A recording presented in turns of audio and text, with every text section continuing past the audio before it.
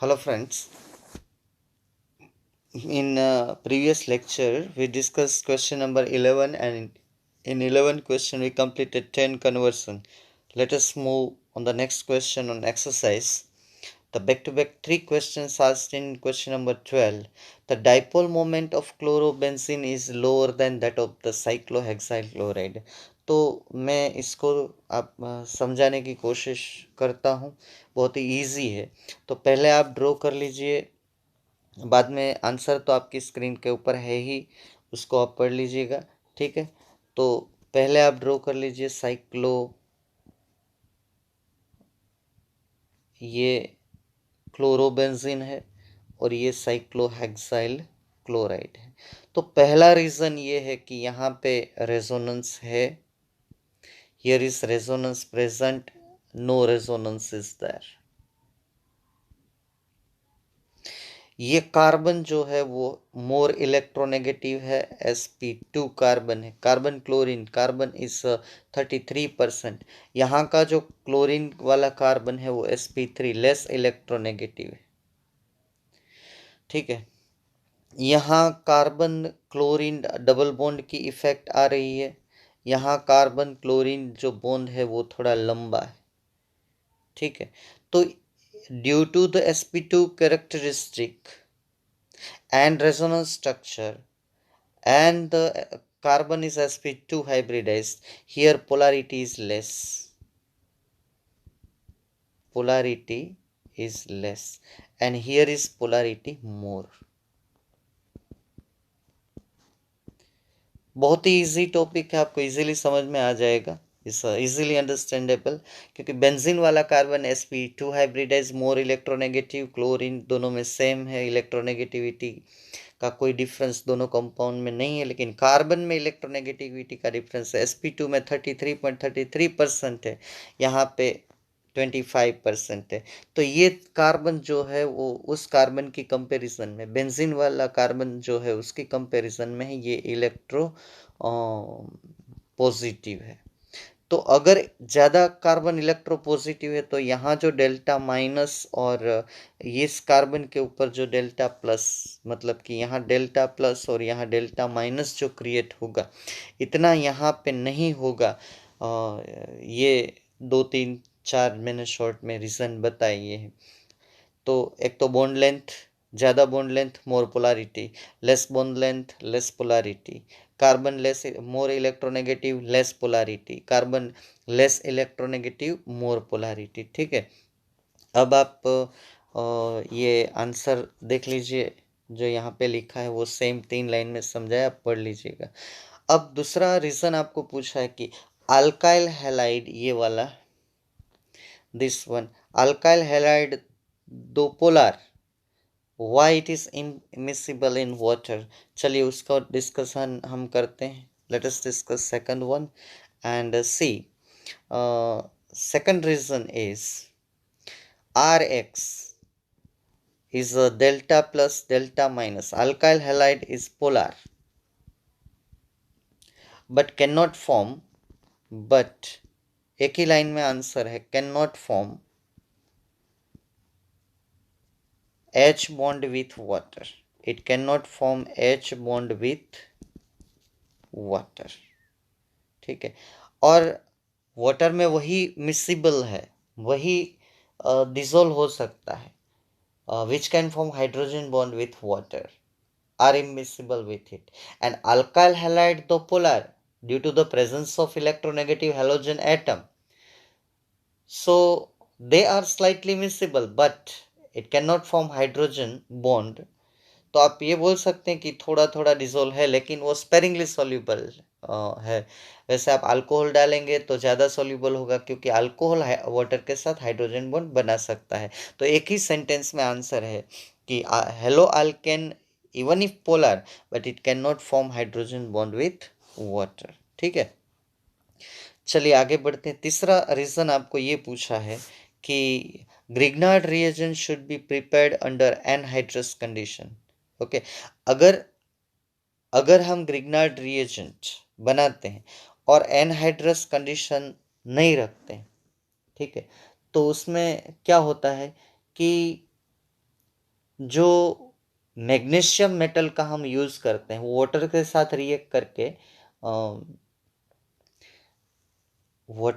React करके वो magnesium hydroxide बना सकता है। रीजन तो ये पूछा है ग्रिग्नार्ड रिएजेंट, ग्रिग्नार्ड रिएक्शन नहीं पूछा है, ग्रिग्नार्ड रिएजेंट पूछा है। ग्रिग्नार्ड रिएजेंट, मैं रिएक्शन समझ रहा था लेकिन रिएजेंट पूछा है। Grignard reagent should be prepared under anhydrous condition. अगर आप हाइड्रस कंडीशन रखेंगे तो ये ग्रिग्नार्ड रिएजेंट है RMgX जो बनेगा तो वाटर के साथ उसका रिएक्शन होगा और हमें हाइड्रोकार्बन मिलेगा और MgOH बन जाएगा। ठीक है, तो उसकी वजह से हमें अल्काइल मिल जाएगा फिर से। तो चलिए उसका हम रिएक्शन थोड़ा समझ लेते हैं। Third reason is here. चलो मैंने बना दिया RMgX, ये ग्रिग्नार्ड रिएजेंट बन गया। लेकिन अगर कंडीशन एनहाइड्रस नहीं है, वाटर कहीं पे एज अ मॉइस्चर प्रेजेंट है, तो सीधा ये बॉन्ड यहाँ से टूट जाएगा।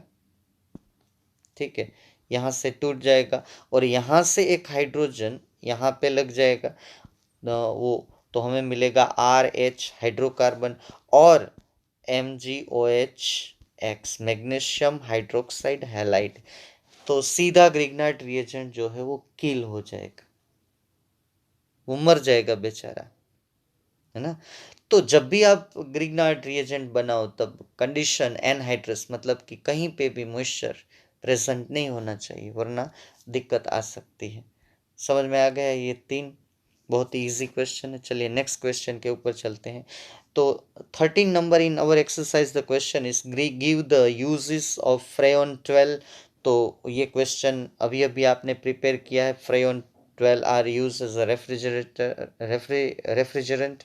DDT used as a uh, insecticides, and carbon tetrachloride is used as a solvent or as a fire extinguisher, and iodoform is used as a antiseptic cream.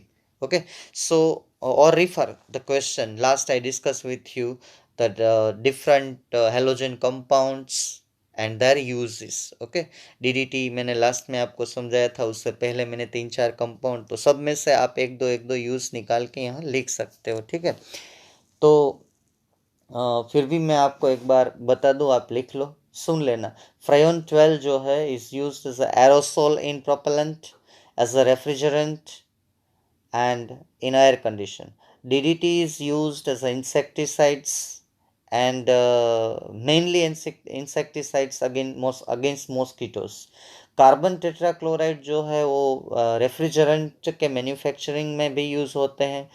They are also use as a propellant for aerosol and in also synthesis of chlorofluorocarbons and degreasing agent। आप question refer कर लेना।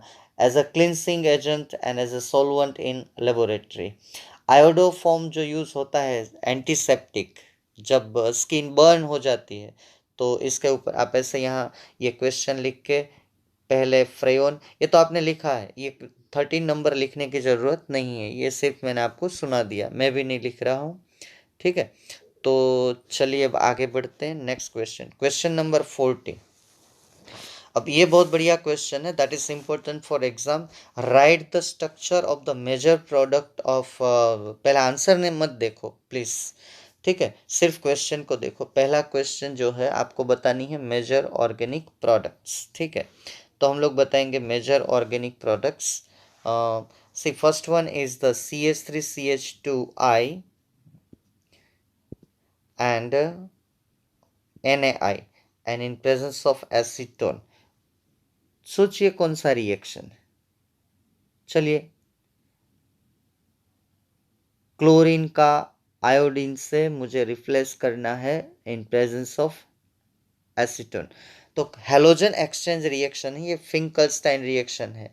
NaCl निकल जाएगा यहाँ से, minus NaCl, और ये iodine chlorine की जगह पे लग जाएगा। आप अपने आप नाम इसका IUPAC नेम दे देना, 1 आयोडोप्रोपेन। चलिए सेकंड नंबर रिएक्शन कुछ बताने की ज़रूरत नहीं है, KOH इथेनॉल में है अल्कोहलिक, तो ये बीटा एलिमिनेशन रिएक्शन होगा, इसको आप ऐसे लिख लो, ठीक है, CH3 3 टाइम, ये लिख लिया मैंने। और यहाँ पे Br है, अल्कोहलिक KOH है तो प्रोडक्ट होगी minus KBr minus H2O minus KBr minus H2O। बाद में आंसर हम चेक करेंगे।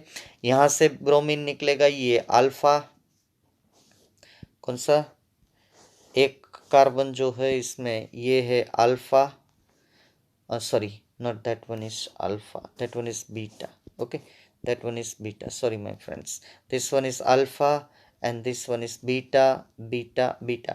ये तीन बीटा कार्बन के पास तीन तीन हाइड्रोजन है, कोई भी एक निकालोगे प्रोडक्ट सेम ही रहेगी, ठीक है।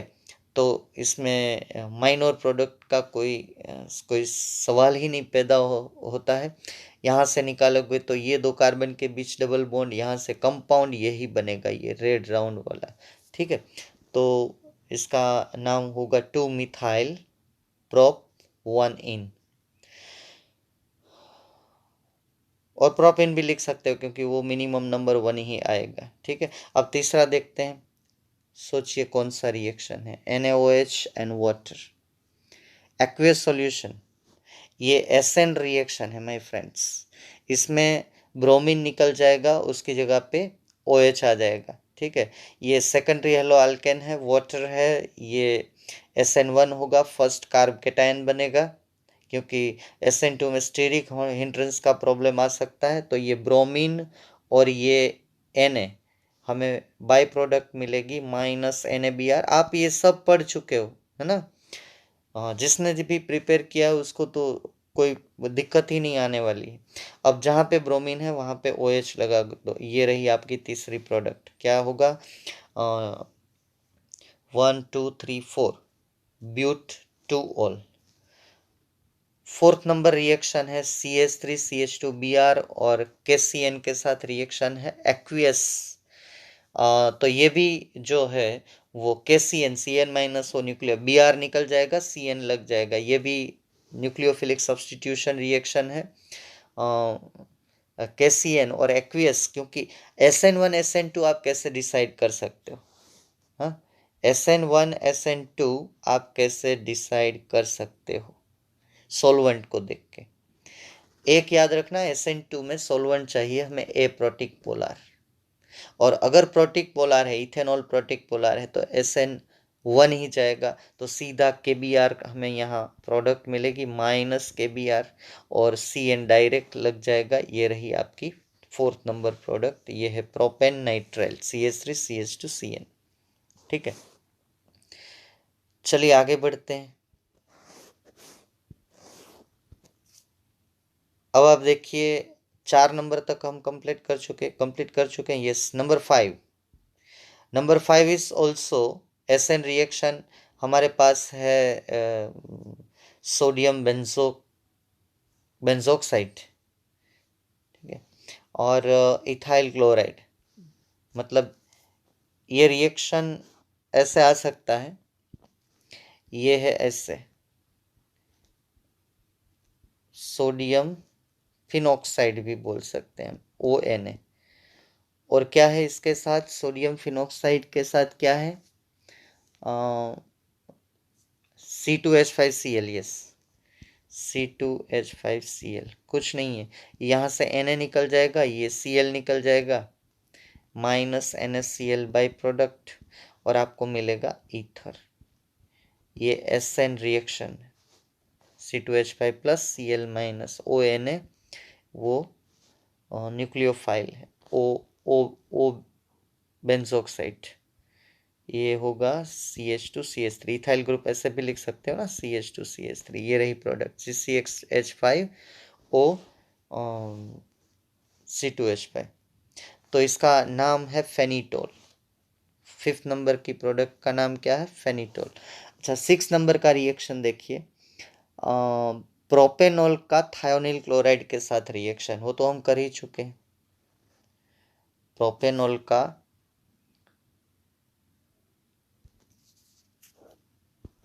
चलिए, ये है प्रोपेनॉल CH3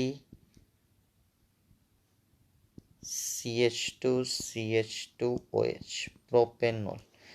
किसके साथ रिएक्शन करना है भाई साहब? Thionyl chloride. ये प्रिपरेशन मेथड है, preparation of hello alkane from alcohol.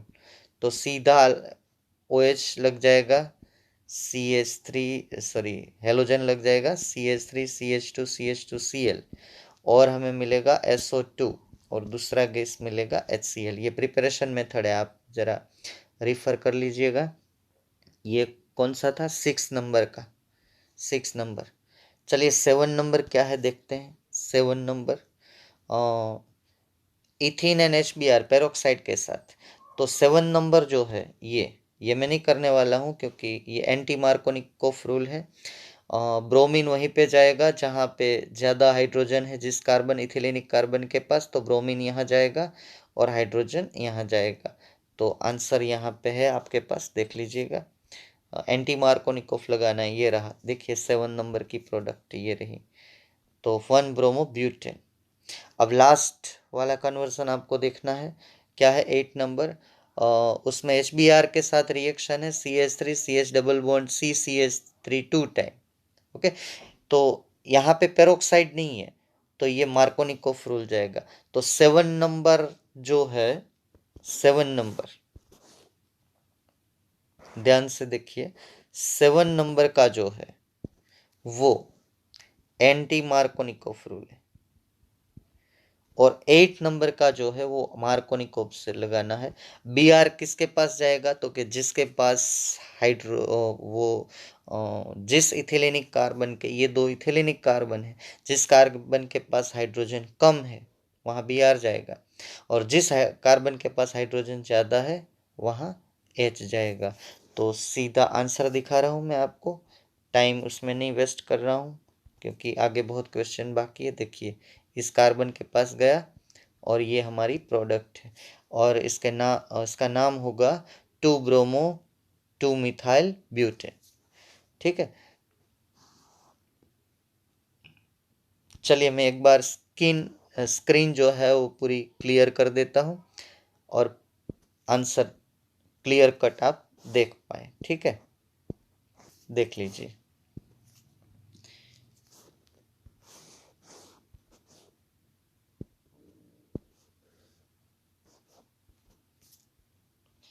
ये रहे आपके सामने 8 आंसर्स। अपनी टेक्स्ट बुक खुली रखिएगा, क्योंकि क्वेश्चन कभी कभी स्क्रीन पे दिखाई देता है, नहीं देता है। ठीक है, अब चलिए नेक्स्ट क्वेश्चन पे चलते हैं। ये कौन सा क्वेश्चन नंबर था? 14। Write the major product. सब आंसर्स आपके सामने है, कहीं पे गलती नहीं है, मैंने समझा दिया है। कुछ टेक्स्ट बुक से डायरेक्ट है। इसमें दो या तीन रिएक्शन SN है। एक फिंकलस्टाइन पहले नंबर का है, और another one is second number is beta elimination. तो ये रहा आपकी स्क्रीन के ऊपर 15 number question. Write mechanism for the following reaction. तो ये है टर्शरी नहीं है, normal butyl bromide, n butyl bromide का KCN के साथ। तो कौन सा रिएक्शन होगा? ETOH दिया है, इथेनॉल का एक्वियस सॉल्यूशन। अब एक्वियस सॉल्यूशन है तो कौन सा रिएक्शन होगा इसमें? SN reaction. ठीक है, अब एक्वियस सॉल्यूशन है तो रिएक्शन होगा SN1। The given reaction is a nucleophilic substitution reaction and that is first order SN1। Okay, तो जब SN1 होगा तो पहले कार्ब केटायन बनेगा, कार्ब केटायन बनने के बाद इसके ऊपर जो है सेकंड स्टेप में न्यूक्लियोफाइल अटैक करेगा। SN2 में ट्रांजिशन स्टेट बनता है। ठीक है, तो यहाँ पे ये ट्रांजिशन स्टेट मुझे गलत लग रहा है, तो पहले मैं N ब्यूटाइल ब्रोमाइड लिख रहा हूँ। ये ऐसे होगा CH3 CH2 CH2 CH2 N butyl bromide. इसका रिएक्शन आपको करना है KCN के साथ। अल्कोहल भी है, वाटर इथेनॉल एक्वियस सॉल्यूशन, मतलब कि पोलर प्रोटिक है, SN1 ही जाएगा। ठीक है, तो इन SN1 first carb cation is form. तो पहले स्टेप में न्यूक्लियोफाइल का जनरेशन होगा K+Cl- पोलर प्रोटिक सॉल्वेंट में। ठीक है,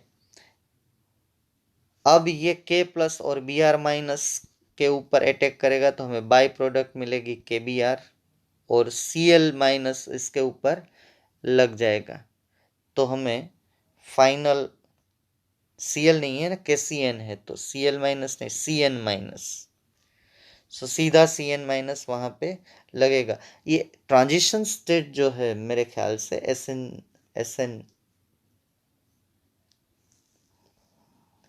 में बनता है ना। SN1 का मैकेनिज्म है carb cation first step, and in second step the attack of nucleophile. तो पहले स्टेप में हमें ये पोलर प्रोटिक में Cn- मिलेगा, Cn- डायरेक्ट इस कार्बन पे, कार्ब कैटायन पे अटैक करेगा तो हमें फाइनल ये प्रोडक्ट मिलेगी। ठीक है, तो यहाँ पे जो लिखा है SN2 पाथ, ये मुझे गलत लग रहा है क्योंकि ये है तो प्राइमरी हैलाइड, लेकिन यहाँ पे 2 हाइड्रोजन और एक यहाँ पे है, तो SN2 के लिए स्टीरिक हिंड्रेंस तो लगेगी ही लगेगी, लेकिन यह हमें चाहिए सोलवेंट SN2 के लिए पोलर ए प्रोटिक, लेकिन यहाँ वाटर दिया हुआ है ना, ये वाटर मतलब कि पोलर प्रोटिक सोलवेंट है ये, तो आप जाना SN1 मैकेनिज्म से, लेकिन करना ये मैकेनिज्म जो है वो SN1 वाले दिखाना। पहले क्या करना है आपको फर्स्ट स्टेप में, पहले ये करना कि CH3 CH2 CH2 CH2Br, इसमें आपको कार्ब कैटायन मिलेगा CH3 CH2 CH2 CH2+, ये पहला step, reversible and fast, sorry slow rate determining step. अब दूसरे स्टेप में आप न्यूक्लियोफाइल का अटैक करवाना, वो देख लेना आप SN1 की मैकेनिज्म, उस हिसाब से चले जाना। ठीक है, तो आपको प्रोडक्ट मिलेगी, कितने कार्बन है, एक साइनाइड लगेगा तो सीधे 5 कार्बन, तो ये प्रोपेन नाइट्रल एंड नाइट्रल, और बाई प्रोडक्ट है KCN। ठीक है, चलिए आगे बढ़ते हैं। मैं arrange the following compounds of each set in order of the reactivity of SN2। अब SN2 की जब आप रिएक्टिविटी में ऑर्डर करेंगे, ये question I am not going to explain you know very well, you how to see the steric hindrance more, reactivity less. SN2 में क्या है कि पीछे से अटैक करता है न्यूक्लियोफाइल और आगे से लिविंग ग्रुप निकल जाता है, तो जितना स्टीरिक हिंड्रेंस ज़्यादा लगेगा उतना ही, ये 3 ऑर्डर आपको देना है। ठीक है, तो ये थोड़ा आपको भी काम करना है इसमें। तो ये जो 3 है उसका ऑर्डर यहाँ सही दिया है। तो first order is this, 1 bromo pentane greater than 2 bromo pentane greater than 2 bromo 2 methyl butane, ये पहला ऑर्डर, ये दूसरा ऑर्डर, और ये थर्ड ऑर्डर। ठीक है, अब सोचना कहाँ पे कैसे ये ऑर्डर आया। एक ही बात आपको ध्यान में रखनी है, you have to keep in mind one thing, steric hindrance more SN2 less. ये कंपाउंड आप रफ में लिखिए, अपने आप सोचिए। ठीक है, तो ऑर्डर आपके सामने है, already answers are here, and and how is it possible, एक ही बात पे ये पूरा ऑर्डर जाएगा। ठीक है, SN2 path minimum steric hindrance, SN2 path if the substrates offer minimum steric hindrance to nucleophile, जितना कम steric hindrance लगेगा उतना ही जाएगा। तो आपको उसी कार्बन को रख के, जैसे कि यहाँ पे लिखा है 2 bromo methyl 2 bromo 2 methyl butane, तो आप कैसे लिखेंगे उसको, 2 ब्रोमो 2 मिथाइल ब्यूटेन ऐसे लिखेंगे।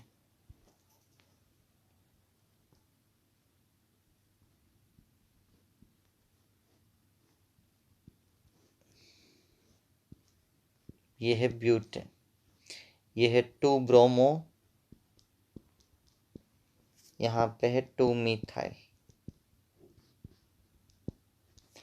ऐसे लिखना सब कंपाउंड CH3CH2 और यहाँ पे CH3। अब अटैक कौन से कार्बन के, जहाँ पे हेलोजन है उसी कार्बन के न्यूक्लियोफाइल अटैक करेगा। तो एक CH3, सेकंड CH3 और ये इथाइल, 3 अल्काइल ग्रुप का स्टीयरिक हिंड्रेंस लगेगा। ऐसे सोचना है आपको, ठीक है। ऑर्डर तो आपके पास है ही, तो आपको पता चल जाएगा किसका स्टीयरिक हिंड्रेंस कम है, किसका स्टीयरिक हिंड्रेंस ज़्यादा है। Orders are already you have, so think it, okay. सबको ऐसे लिख के सोचना कि इसमें क्यों स्टीयरिक हिंड्रेंस ज़्यादा, तो इसका SN2 come, stearic hindrance less than SN2 is more. चलिए नेक्स्ट क्वेश्चन के ऊपर चलते हैं। आउट ऑफ, बहुत बढ़िया क्वेश्चन, कॉम्पिटिटिव ऑल्सो इम्पोर्टेंट। ये हमको दिया है बेंजाइल क्लोराइड और ये दिया है C6H5CH। दोनों को मैं यहाँ एक बार ड्रॉ करके बता देता हूँ, ठीक है। ये है CH2Cl। मेरे साथ आप सोचते रहना, मैं सीधा आंसर नहीं दूंगा, आप लोगों को भी सोचना है, क्योंकि अब इंटेलिजेंसी मेरी और आपकी सेम हो गई है। क्योंकि आप भी हेलो अल्केन हेलो एरिन जानते हो, मैं भी पहले आपको समझा रहा था, तब तक आप नहीं जानते थे, मैं जानता था। अब हम दोनों जानते हैं क्या है हेलो अल्केन हेलो एरिन, ठीक है। दूसरा जो है वो ऐसा है, देखिएगा ध्यान से। एक बेंजीन रिंग, यहाँ पे है CH, फिर आ रहा है बेंजीन रिंग,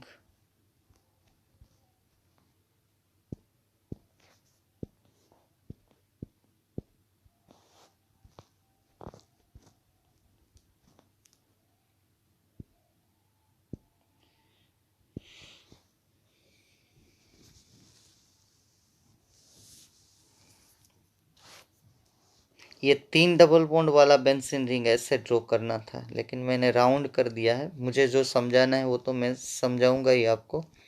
अब देखिए, अब SN1 रिएक्शन का आपको पाथ पूछा है, तो SN1 रिएक्शन में क्या होता है, क्लोरीन निकल जाता है, ये कार्बन पॉजिटिव हो जाता है। यहाँ से ये क्लोरीन निकलेगा तो यहाँ पे ये कार्बन पॉजिटिव हो जाएगा। अब बोल रहे हैं कि which one is more easily hydrolyse, तो किसके ऊपर OH इजीली लगेगा, विथ एक्वियस KOH। अल्कोहलिक लेंगे तो बीटा एलिमिनेशन हो जाएगा, एक्वियस लेंगे तो SN1 होगा, ठीक है। वो भी मैं आगे समझा चुका हूँ, आपने कितना किया है वो आप अच्छी तरह से जानते हो, ठीक है। तो दोनों में मुझे कार्ब केटायन फर्स्ट स्टेप में मिलेंगे। अब मुझे ये सोचना है कि कौन सा कार्ब केटायन ज़्यादा स्टेबल है, ठीक है। मुझे ये बेंजीन अभी मैंने जो ड्रॉ किए ना, वो मैं 3 बॉन्ड अल्टरनेट 3 बॉन्ड वाले में ड्रॉ कर देता हूँ, ठीक है। नहीं, देर नहीं लगेगी, क्योंकि उसमें मुझे ठीक से मैं समझा पाऊँगा, ठीक है। यहाँ से क्लोरीन निकल गया, चलो ये मान लेते हैं कि यहाँ से क्लोरीन निकल गया, ये बन गया CH2+। दूसरा कंपाउंड ऐसा है, ये एक बेंजीन रिंग है ना, एक बेंजीन रिंग,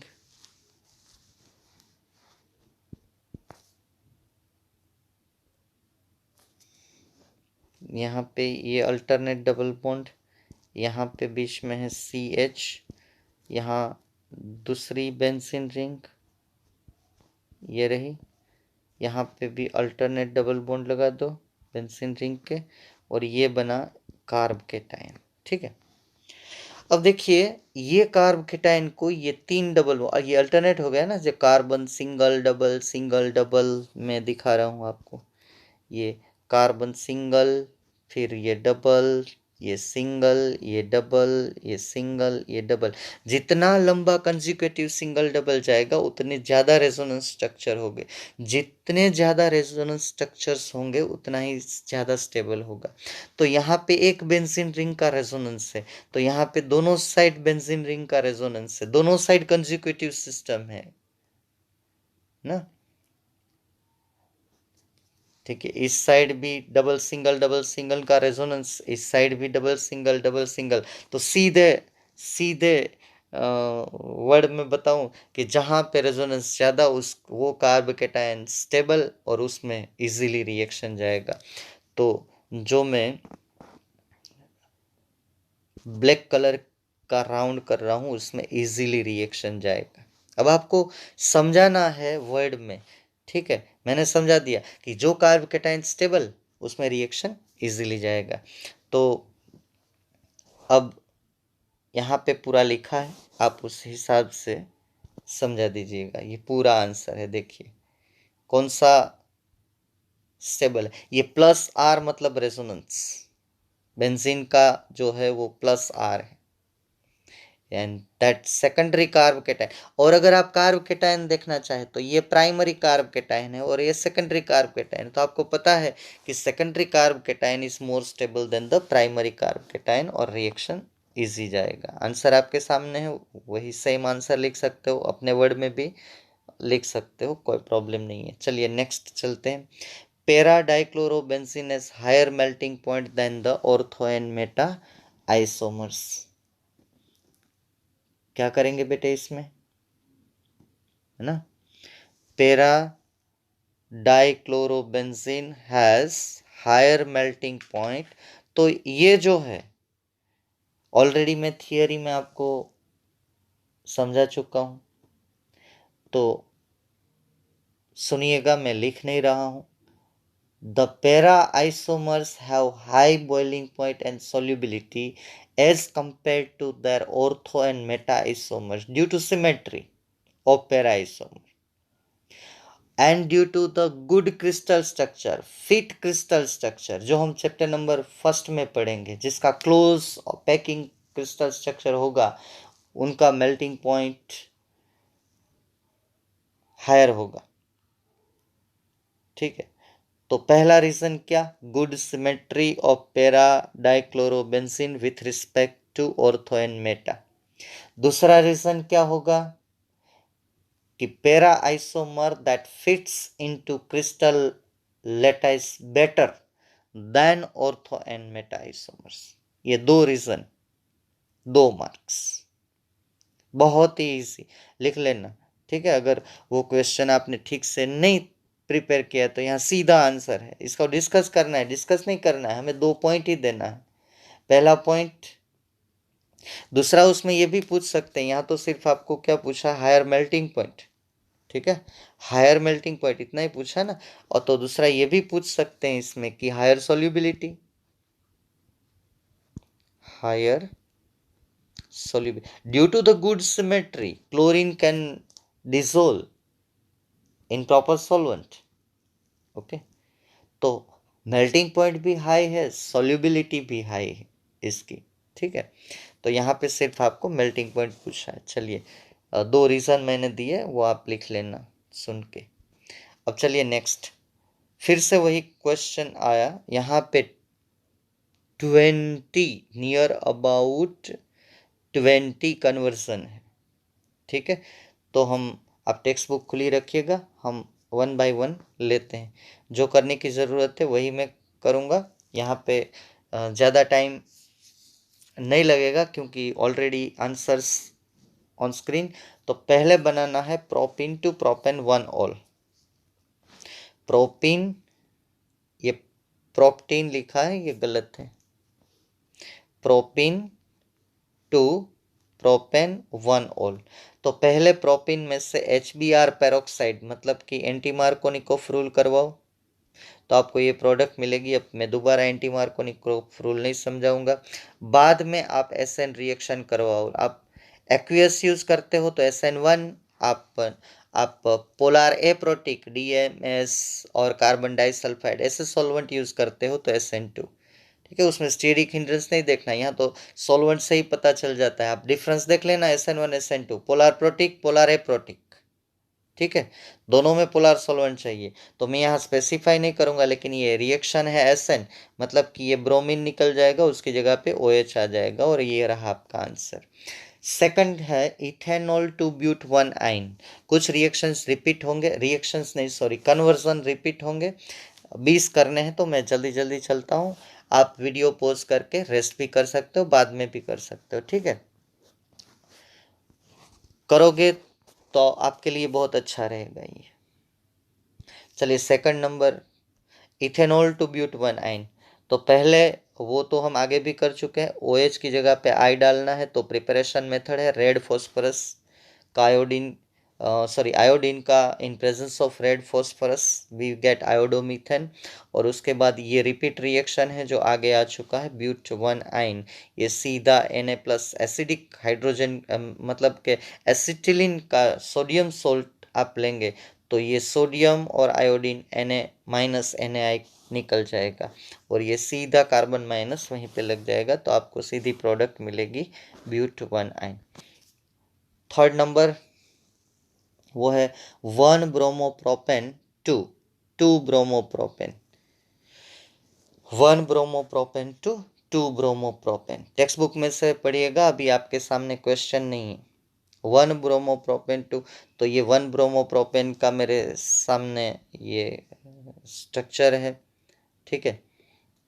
आपको इसका बीटा एलिमिनेशन करवाना है। क्या करना है? Beta elimination. तो इसकी जगह पे आप सीधा ले लो KOH अल्कोहलिक, ये आपके लिए अच्छा रहेगा क्योंकि आप ये थियरी में कर चुके हो। तो इतना लिखा है ना C2H5O माइनस Na, क्योंकि ये रिएक्शन ऐसे जाता है, मैं एक बार समझा दूँ। अल्कोहल लो और उसमें ये KOH डालो, तो पहले क्या होता है, आपको C2H5O NaOH लो तो Na, otherwise potassium salt of alcohol plus H2O, तो H2O यहाँ से मिलता है। अब ये K प्लस जो है वो ज़्यादा स्ट्रॉन्ग हो जाता है, ये C2H5। अब जो हाइड्रोजन हेलो आल्केन से निकलता है वो यहाँ लग जाता है, और जो हेलोजन निकलता है वो हेलोजन K के साथ लग जाता है, ठीक है। तो बाई प्रोडक्ट ऐसे निकलती है, हम सीधा लिखते हैं कि K के साथ हेलोजन माइनस KBr और OH है और वो हाइड्रोजन। तो यहाँ पे जो लिखा है वो अगर आपको कंफ्यूज करने वाला लगे तो आप सीधा अल्कोहलिक KOH ले लो। अब सीधा HBr ले लो, तो ये रिएक्शन जो है वो मार्कोनिकॉफ रूल है, ब्रोमीन लेस हाइड्रोजन वाले इथिलीनिक कार्बन के साथ और हाइड्रोजन मोर हाइड्रोजन वाले इथिलीनिक कार्बन के साथ। चलिए नंबर 5 के ऊपर चलते हैं। पहले पढ़िए क्या है नंबर 4, टोल्विन टू बेंसाइल अल्कोहल। ये टोल्विन, ये रहा टोल्विन। इसका मुझे बेंजीन के ऊपर क्लोरीन नहीं लगाना है, ये हेलोजिनेशन नहीं है, ये हेलोजिनेशन ऑफ अल्काइल ग्रुप का है। CH3 के ऊपर मुझे एक हाइड्रोजन निकाल के, तो सनलाइट वाला क्लोरीनेशन करो तो यहाँ CH2Cl माइनस HCl, और इसके बाद आपको यहाँ भी SN रिएक्शन ही करवाना है, तो एक्वियस KOH ले लो, के साथ Cl चला जाएगा, माइनस के Cl एंड OH लग जाएगा। ये न्यूक्लियोफिलिक सब्सटीट्यूशन रिएक्शन है, बहुत इजी है। चलिए आगे चलता हूँ। नंबर 5 का जो कन्वर्जन है वो है बेंजीन टू 4 ब्रोमो नाइट्रोबेंजीन। तो पहले बेंजीन का ब्रोमिनेशन कर दो, बेंजीन टू ब्रोमोबेंजीन, और फिर उसका नाइट्रेशन कर दो तो आपको दूसरी भी प्रोडक्ट मिलेगी, और वो प्रोडक्ट है ऑर्थोनाइट्रो, ये वाली। तो आपको जो पूछी है वो लिखनी है। ये पैरानाइट्रो 4 ब्रोमो नाइट्रोबेंजीन, ये है 2 ब्रोमो नाइट्रोबेंजीन, दोनों मिलेगी क्योंकि halogen is ortho para directing group. तो आपको पूछा क्वेश्चन में 4 ब्रोमो है तो आप एक ही लिखेंगे, ऑर्थो वाली नहीं लिखेंगे, ठीक है। Number 6, benzyl alcohol to phenyl ethanoic acid. तो पहले बेंजाइल अल्कोहल ले लो, OH की जगह पे मुझे क्या डालना है, ये OH की जगह पे मुझे Cl डालना है। तो वो क्वेश्चन आप रिफर करो, preparation of hello alkane and hello Erin from alcohol, SOCl2 के साथ रिएक्शन करो, माइनस HCl माइनस SO2, सीधा आपको मिलेगा बेंजाइल अल्कोहल। इसका रिएक्शन करो, ये जो है फिर से ये अमेजिंग रिएक्शन है, ये है SN रिएक्शन, ठीक है। आप इथेनॉल का यूज कर रहे हो, पोलर प्रोटिक है, तो SN1 जाएगा, सो सीधा Cl निकल के, माइनस के Cl निकल के वहां पे साइनाइड ग्रुप लग जाएगा, माइनस के Cl निकल जाएगा। अब साइनाइड ग्रुप का जब हाइड्रोलिसिस होता है तो मैं समझा देता हूँ, साइनाइड का एसिडिक वाटर के साथ जब आप हाइड्रोलिसिस करते हो तो मुझे 2 वाटर मोलिक्यूल चाहिए, एसिडिक वाटर, तो उसमें से 2 ऑक्सीजन और 1 हाइड्रोजन कार्बन को मिलेगा, और नाइट्रोजन के साथ 3 हाइड्रोजन जाएंगे तो एमोनिया। तो ये CN is directly converted to COOH। देखिए ये रहा ये ग्रुप, और ये एमोनिया यहाँ पे एक बाई प्रोडक्ट लिख लेना, वो है NH3 एमोनिया माइनस NH3। तो सीधा आपको मिलेगा 2 फिनाइल इथेनोइक एसिड, और ये है 2 फिनाइल इथेन नाइट्राइल, आगे वाली प्रोडक्ट। ठीक है, बहुत ही इजी है। Number 7, ethanol to propanenitrile. वो आगे जो किया उससे एक स्टेप कम जाना है आपको। ये सब कन्वर्जन बहुत इजी है। तो पहला स्टेप मुझे बिल्कुल समझाना नहीं है, वो है preparation of hello alkane from alcohol. सीधा रिएक्शन करो। क्लोरीन की जगह पे मुझे CN चाहिए, तो SN रिएक्शन करो। SN रिएक्शन मतलब KCl निकल जाएगा, CN सीधा यहाँ पे लग जाएगा, ये आपका मिल गया प्रोपेन नाइट्राइल। नंबर 8 पे चलता हूं। तो ये है एनिलीन, एनिलीन टू क्लोरोबेंजीन। तो पहले एनिलीन का करो डाई एजोटाइजेशन, ये आपको पता है। ये देखिए पहला स्टेप है डाई एजोटाइजेशन। ठीक है, डाई एजोटाइजेशन। तो डाई एजोटाइजेशन में आपको मिलेगा बेंजीन डायसोनियम क्लोराइड, BDC। ठीक है, उसका करो सेंड मेयर रिएक्शन। आपको क्लोरीन चाहिए तो क्या करना है, CuCl2 HCl माइनस, वो मैंने आपको समझाया। आप देख लीजिए, सेंड मेयर रिएक्शन में मैंने क्लोरोबेंजीन ब्रोमोबेंजीन दोनों बनाए। तो 2 स्टेप में जाना है। पहला स्टेप डायजोटाइजेशन ऑफ एनिलीन, और दूसरा है that one is send mayor reaction. चलिए 9th के ऊपर, एंड दैट वन इज क्या है क्वेश्चन, बुक में देख लो। 2-chlorobutane to 3,4-dimethyl-hexane। Yes, 2-chlorobutane to 3,4-dimethyl-hexane। तो ये रहा आपका 2-chlorobutane। 2-chlorobutane देख लो सही है कि नहीं है। यस सही है। आप 2Na लगा रहे हो, मतलब कि ये 2Na वाला कौन सा रिएक्शन है, सीधा ये वुड्स रिएक्शन है, कोई शक। तो ये दोनों कंबाइन हो जाएंगे। जहाँ पे हेलोजन है वो एक मोलेक्यूल, उसके सामने दूसरा मोलेक्यूल। तो ये ऐसे हो सकता है ना, CH3CH। आप यहाँ पे ऐसे लिख सकते हो, CH2CH3, यहाँ पे CH, ये CH3, ये CH2CH3। तो लंबी चेन कौन सी है, 1 2 3 4 5 एंड 6। ठीक है, ये वाली लंबी चेन है, और ये दोनों सब्सटीट्यूएंट है। तो क्या हुआ, 3,4-डाइमिथाइल हेक्सेन। चलिए नंबर 10, आधा सफ़र हम काट चुके हैं।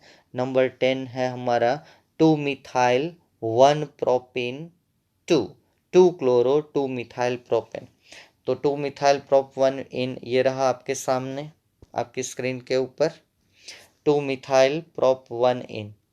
तो पहले उसका मार्कोनिकोफ करिए। पेरोक्साइड नहीं होगा तब तब मार्कोनिकोफ।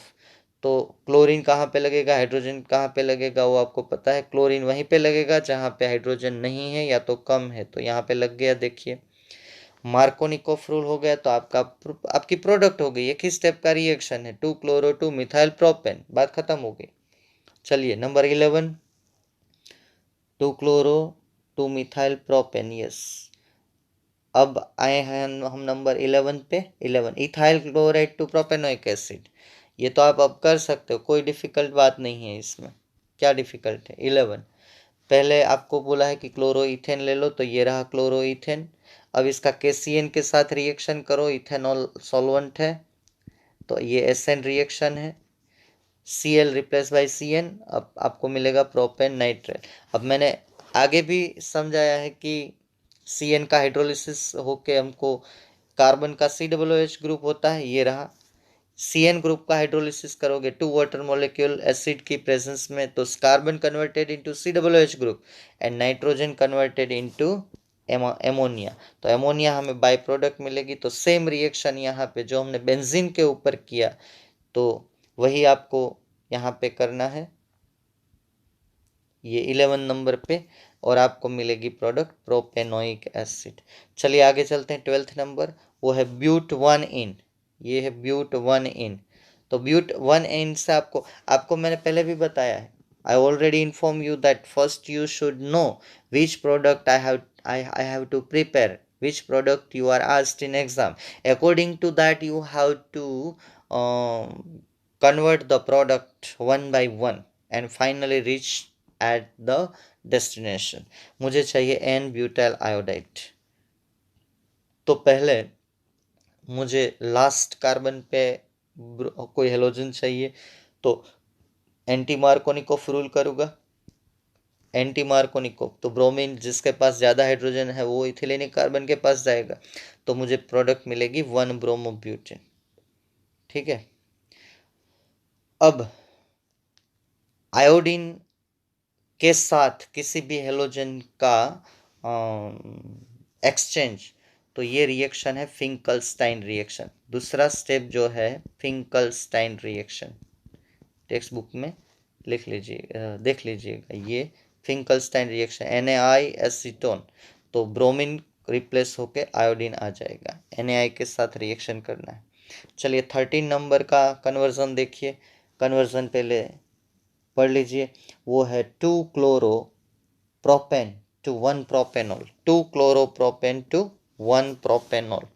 देखिए क्या करते हैं, ये है 2 क्लोरोप्रोपेन। अगर आपको 2 क्लोरोप्रोपेन ही पता नहीं है, if you don't know how to write 2 chloropropane, then how can you start conversions? So do practice again and again. First try to write these formulae, these structures based on their IUPAC or common name. Okay, तो first you have to do beta elimination reaction. ये देखिए alcoholic KOH है, तो पहला step जो है मेरे प्यारे बच्चों वो है beta elimination. Beta elimination.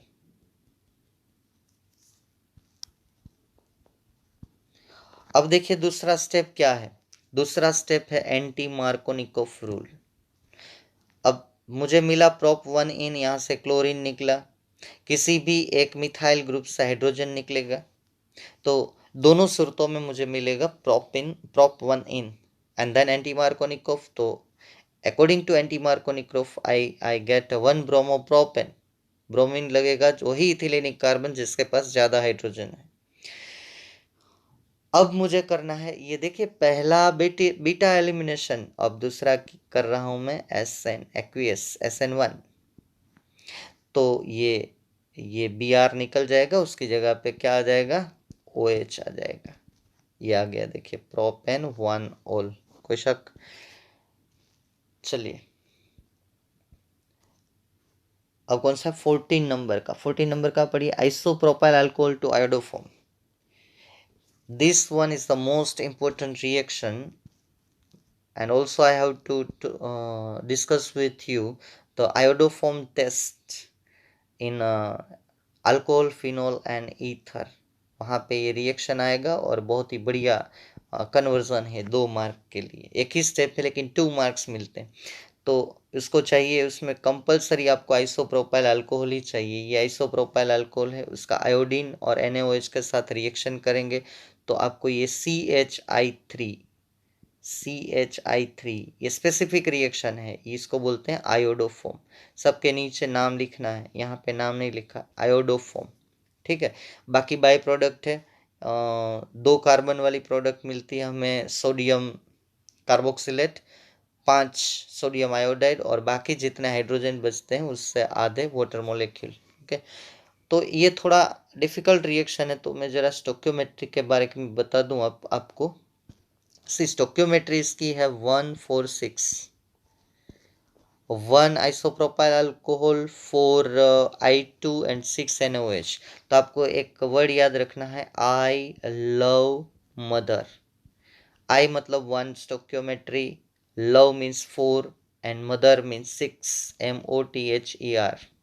6 word है ना, MOTHER। यस, ये 1, 4 एंड 6। 1 मुझे isopropyl alcohol, 4 iodine and 6 NaOH। ठीक है, तो मुझे आयोडोफॉर्म मिलेगा। सोडियम सॉरी, ये इथेनोइक एसिड है ना, तो सोडियम इथेनोएट और 5 sodium iodide and 5 water molecule. चलिए अब 15 नंबर का जो है क्लोरोबेंजीन टू पैरानाइट्रोफिनॉल, ये इजी है। क्लोरोबेंजीन टू पैरानाइट्रो, तो पहले क्लोरोबेंजीन का आप लोग वो कर लो नाइट्रेशन। ये नाइट्रेशन है, तो पैरा पोजीशन हमें पैरा नाइट्रो चाहिए, तो यहाँ ऑर्थो भी मिल सकता है, प्लस करके ऑर्थो लिखना नहीं है क्योंकि प्रोडक्ट नहीं मांगी है तो प्रोडक्ट नहीं लिखेंगे। तो पहले ये लिखो, इसका नाम है क्लोरोबेंजीन 2, पैरा नाइट्रो क्लोरोबेंजीन। ये क्या है? Para nitro chlorobenzene.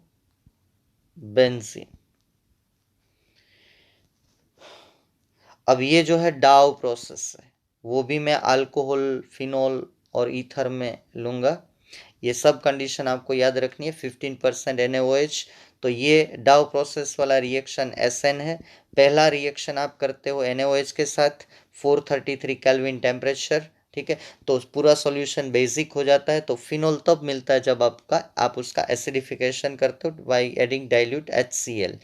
तो सीधा ये 3 यूज़ करने से, पहला आप ONA यूज़ करो तो आपको सोडियम फिनॉक्साइड और क्लोरीन निकल के, ठीक है, और ज़्यादा मैकेनिज्म तो हम अल्कोहल फिनोल ईथर में लेंगे। अभी इतना याद रखो कि क्लोरीन निकल के OH लग जाता है, और बाई प्रोडक्ट हमें मिलती है -NaCl। इतना लिख लो, -NaCl,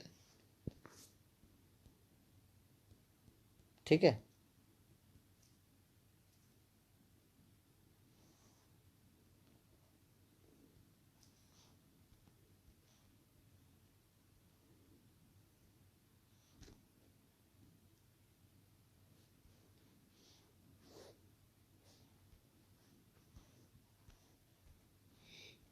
ये मैंने स्क्रीन आपके लिए क्लियर कर दिया, आप देख लेना, ठीक है। हम थे कन्वर्जन नंबर ये 14, ठीक है, तो सॉरी 15 नंबर का सिर्फ सेकंड स्टेप में समझा रहा था। और सेकंड स्टेप में ये है क्लोरीन निकाल के वहाँ OH डालना है, और ये डाउ प्रोसेस है। यहाँ पे बाई प्रोडक्ट लिखनी है आपको NaCl। हो गया। अब चलिए 16 नंबर पे चलते हैं। 16 नंबर का कन्वर्जन है, वो है chloroethane to butane. Chloro 16 number का वो नहीं है, क्लोरो बेंजीन टू पैरानाइट्रोफिनॉल हो गया, यस। 16 नंबर है 2 bromopropane to 1 bromopropane, yes, 2 bromopropane to 1 bromopropane. तो मुझे ये ब्रोमीन यहाँ से हटा के यहाँ लाना है, ठीक है। तो बहुत ही ईजी है, पहले बीटा एलिमिनेशन रिएक्शन करो तो प्रोडक्ट मिलेगी प्रोपिन। अब उसका एंटी मार्कोनिकोव रूल करो, ठीक है, तो ये आ गया आपका 1 ब्रोमो प्रोपेन। सीधा आगे चलता हूं मैं। 17 नंबर, तो वो 1 स्टेप रिएक्शन है और बताने की ज़रूरत नहीं है कि ये कौन सा है। तो ये 17 नंबर का रिएक्शन है, वो है वुड्स रिएक्शन। हेलोबेंजीन Na के साथ रिएक्शन करो, यहाँ बाई प्रोडक्ट लिख लेना -2 NaCl। अब 18 नंबर जो है वो उसका वो क्या है, बेंजीन टू डाइफिनाइल। वो बहुत ही बढ़िया। तो पहले बेंजीन ले लो, उसका क्लोरीनेशन कर लो तो क्लोरोबेंजीन मिलेगा। अब क्लोरोबेंजीन का आप फिर से वुड्स रिएक्शन कर लो, 2 मोल क्लोरोबेंजीन ले लो और सोडियम 2 मोल ड्राई ईथर, तो दोनों क्लोरीन क्लोरीन निकल जाएंगे और वहीं से बेंजीन रिंग ये कंबाइन हो जाएगी। आप ऐसे भी कंबाइन कर सकते हो, कोई प्रॉब्लम नहीं है। ये है बाइफिनाइल। वुड्स रिएक्शन किया है तो बहुत इजी लगेगा, अब आपने नहीं किया है तो वो मेरे लिए दुख की बात है। 19 number, tertiary butyl bromide to isobutyl bromide. ये रहा आपकी स्क्रीन के ऊपर, देखिए ये टर्शरी ब्यूटाइल ब्रोमाइड। अब उसका करो बीटा एलिमिनेशन, इथेनॉल के OH। ये रिएक्शन कौन सा है? Beta elimination. जिसने किया है उसको सीधा पता चल जाएगा बीटा एलिमिनेशन, तो आपको मिलेगा आइसोब्यूटिलिन, क्योंकि यहाँ से Br निकलेगा। और ये आगे भी मैं बता चुका हूँ, ये 3 कार्बन जो है वो beta carbon, These three carbons are beta carbon, or if you remove beta hydrogen from any one out of these three CH3, then the compound means the product remains same. तो product आपकी मिलेगी ऐसी CH3 C double bond CH2 और यहाँ पे CH3, इसको बोलते हैं, यहाँ पे लिखा है ये आइसोब्यूटिलीन। अब आइसोब्यूटिलीन का सिर्फ आपको एंटी मार्कोनिकोव करना है। HBr और पेरोक्साइड लिखा है तो एंटी मार्कोनिकोव, HBr और पेरोक्साइड नहीं लिखा है तो मार्कोनिकोव। 10th मैंने तब भी बोला था, 1 महीने तक जो है ना मैंने ऑर्गेनिक चलाया था, मैंने बोला था कि 12th में बहुत काम आएगा, ध्यान में रखना।